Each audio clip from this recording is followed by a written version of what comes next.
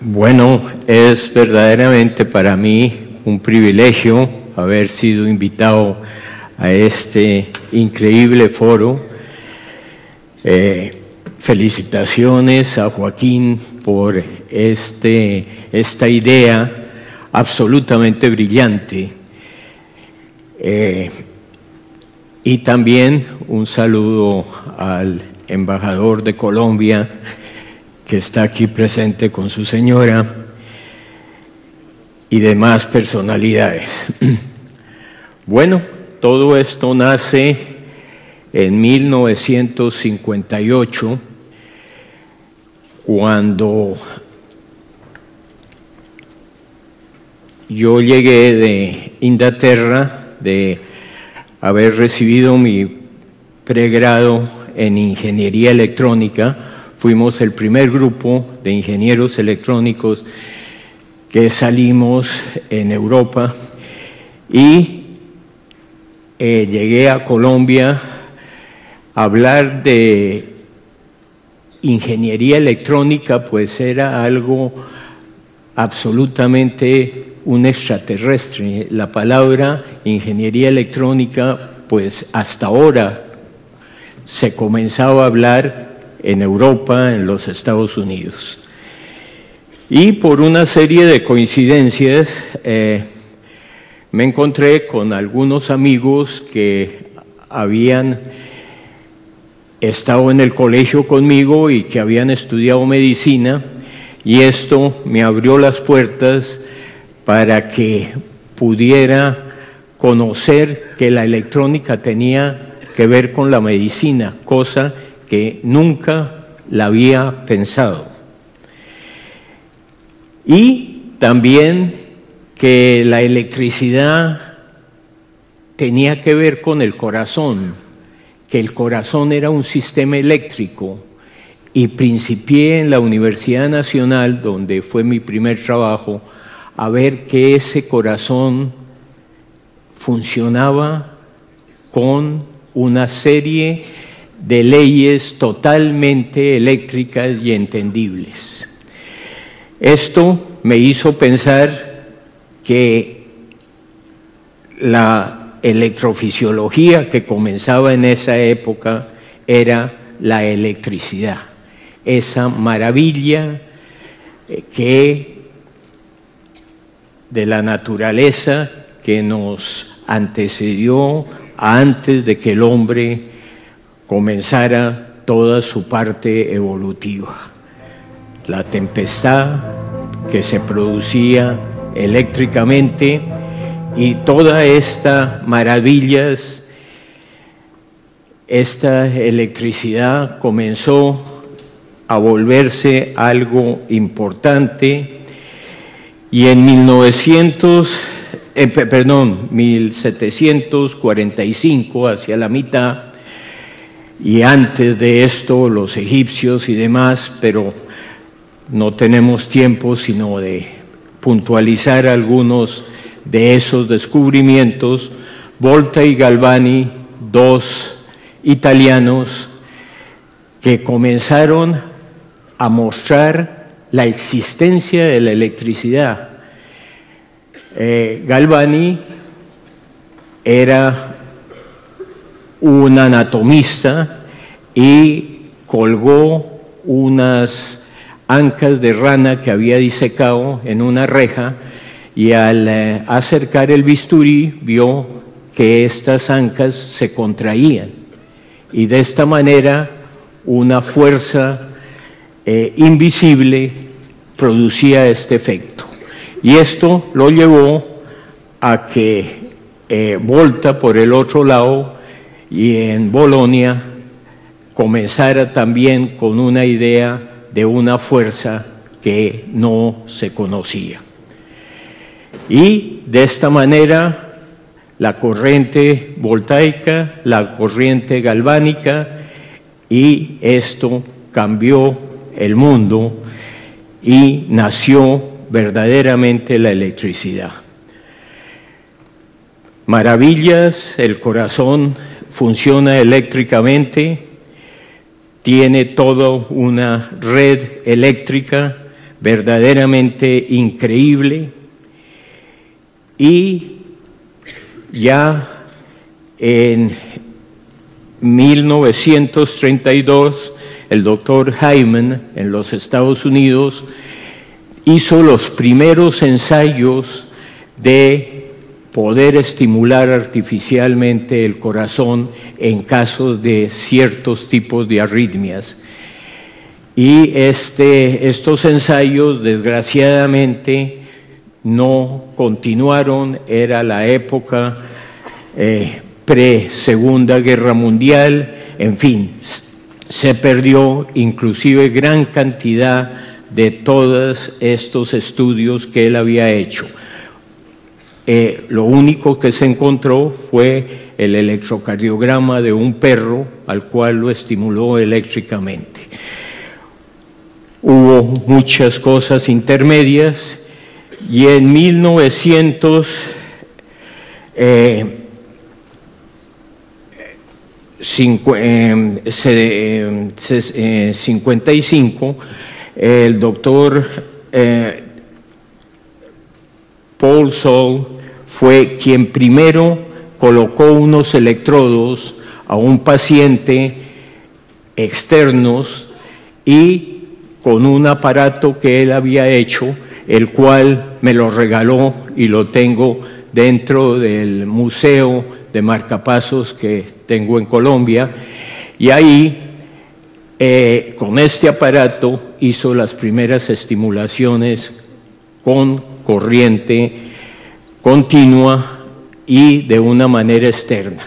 Esto provocaba una serie de problemas muy grandes, que se necesitaban voltajes muy altos para poder llegar a estimular el corazón, pero había una contracción efectiva.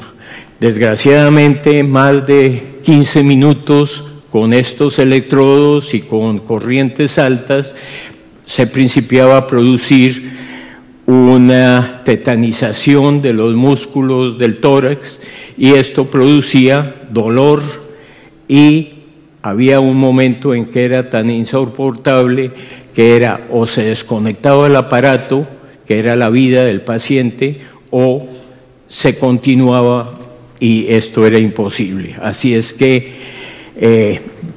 el doctor Soule hizo las primeras demostraciones de que verdaderamente la estimulación eléctrica era posible. Ya en 1958, en los Estados Unidos, en Europa, principiaron a hacerse ensayos de diferentes sistemas de estimulación eléctrica artificial, y nosotros también en la clínica Shayo, aquí hay una comparación de los laboratorios que tenía el doctor Shardak en los Estados Unidos, que en 1960 hizo su primer marcapaso, y el nuestro, que eran algo similar, pero en condiciones diferentes, y con un tocadiscos de 78 revoluciones. Para la juventud hablarles de un tocadisco de 78 revoluciones, pues no entienden de qué se trata, porque esto ya es pasado de moda totalmente. Este era el sistema de los discos que existían, y acondicioné este tocadiscos con un cono de aluminio, y de esta manera giraba el plato a 78 revoluciones. En vez de aguja había un par de escobillas que cerraban el circuito cuando pasaba el cono de aluminio, y producía un estímulo eléctrico. Con este sistema principiamos a ensayar en animales su funcionamiento, y vimos que funcionaba. Estamos hablando de 1958, cuando el transistor no era comercial, ya se había inventado, pero no se conseguía. y con tubos hicimos el primer marcapaso, el cual pesaba alrededor de 50 kilos, era un aparato bastante grande, voluminoso, complicado. Este es el sitio de mi frondoso laboratorio. En ese tiempo, el sitio donde estaba este laboratorio era la Clínica Chayo, y una mañana el doctor Alberto Bejarano, cirujano, jefe del departamento, fue y me dijo: ha llegado un paciente remitido de Guayaquil, Ecuador, y llegó con un bloqueo auriculoventricular completo, no hay nada que ofrecerle, ha hecho 3 paros en esta mañana y yo creo que debemos implantarle unos electrodos y poner el marcapaso que estamos ensayando. Yo estuve totalmente contrario a la idea, se me hacía un absurdo pensar en un aparato que estábamos hasta ahora ensayando.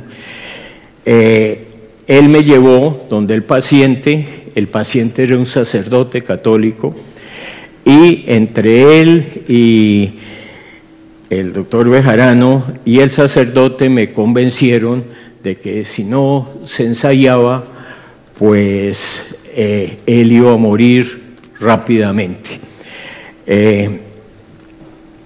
Y la parte más importante, pues el sacerdote me convenció de que si se llegaba a morir yo no me iba al infierno. Entonces se procedió a la implantación de este aparato. Esa tarde fue una cirugía de casi 12 horas con todas las complicaciones imaginables, y para resumirles el cuento, pues logramos tener una estimulación adecuada. El paciente vivió durante 18 años. Obviamente el marcapaso se fue cambiando por ya sistemas mucho más pequeños, más confiables, y este fue el nacimiento del primer marcapaso con electrodos implantables y estimulador externo.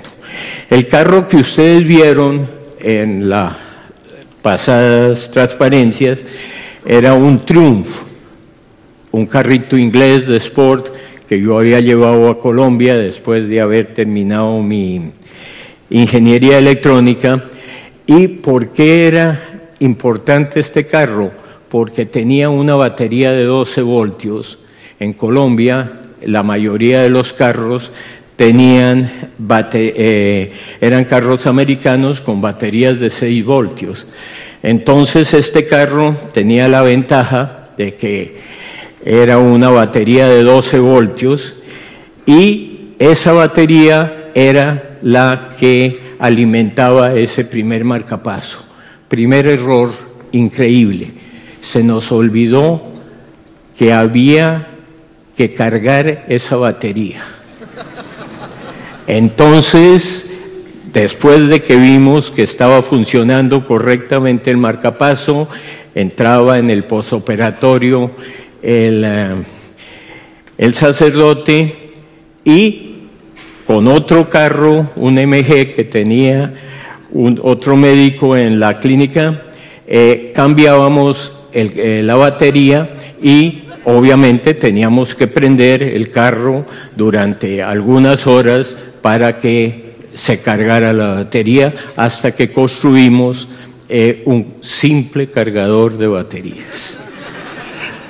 Todo esto nos llevó a ir avanzando en esta idea, y verdaderamente encontramos que era una muy buena idea. El doctor Zenin en Suecia estaba trabajando en un marcapaso, nosotros lo pusimos en abril 2 meses después, él hizo su primera implantación de un marcapaso completamente con transistores, y este primer marcapaso únicamente funcionó por 3 horas, tuvo complicaciones, pero en fin, nació la estimulación artificial eléctrica del corazón y nacieron los marcapasos.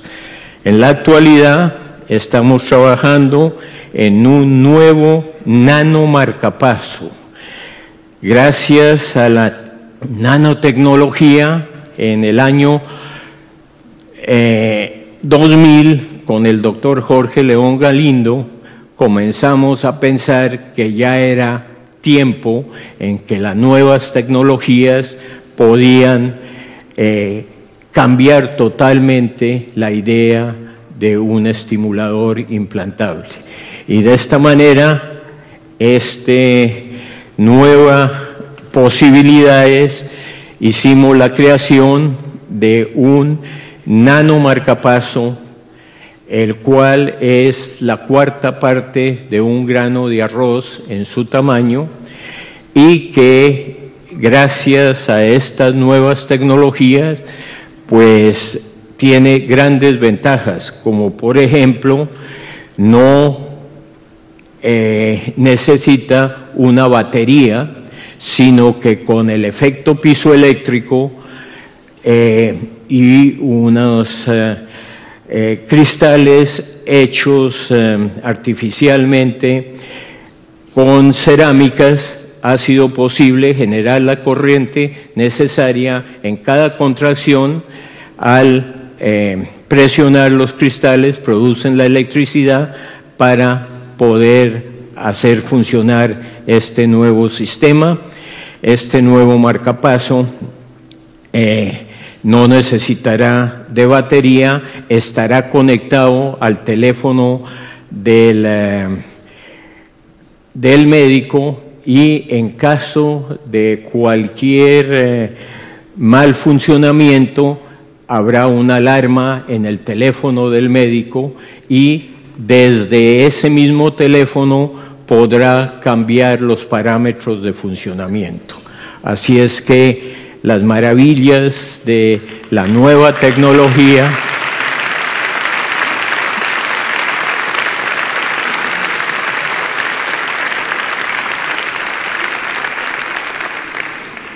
hace posible que cuando tengamos este marcapaso, que está en los primeros ensayos y las debidas autorizaciones de las diferentes entidades que nos den el primer permiso para implantarlo en un paciente, en un humano, entonces tendremos una nueva manera de hacer estimulación cardíaca con un elemento que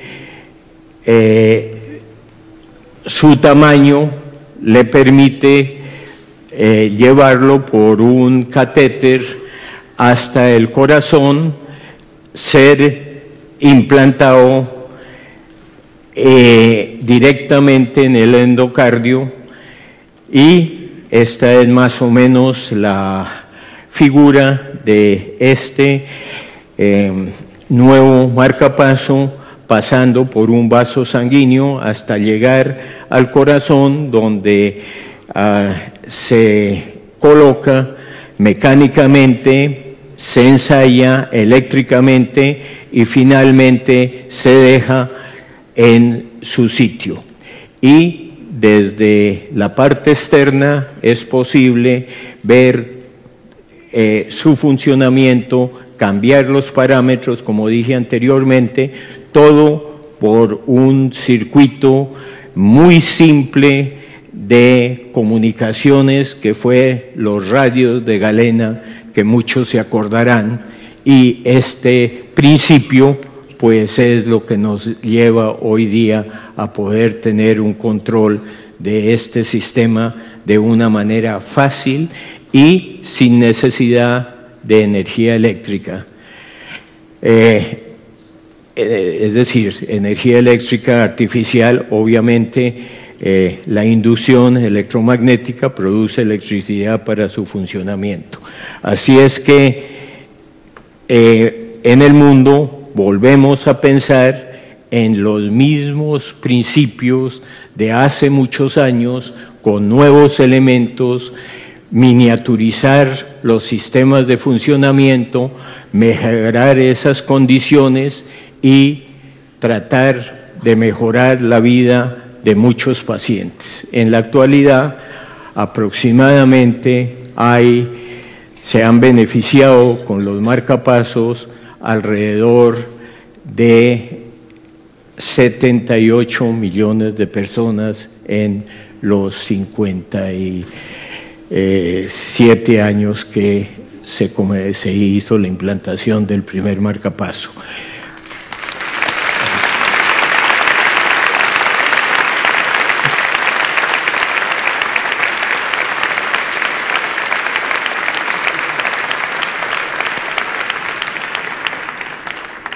Posibilidades de nuevos marcapasos, nuevos sistemas implantables es verdaderamente increíble. Todas las ideas materiales, la nanotecnología, todo esto, el grafeno y demás elementos, pues comenzarán a cambiar el mundo. Este es el tamaño de un marcapaso actualmente. El que les mostré, el nanopuente, es aproximadamente la cuarta parte de un grano de arroz. Pero de ese aparato de 50 kilos a esto podemos ver las diferencias y las tecnologías que han hecho posible. Así es que el futuro, a 5 años, apenas se principia a ver qué cambios va a haber, y los cambios van a ser gigantescos, no solamente en medicina, sino en toda actividad que tenga que ver con nosotros.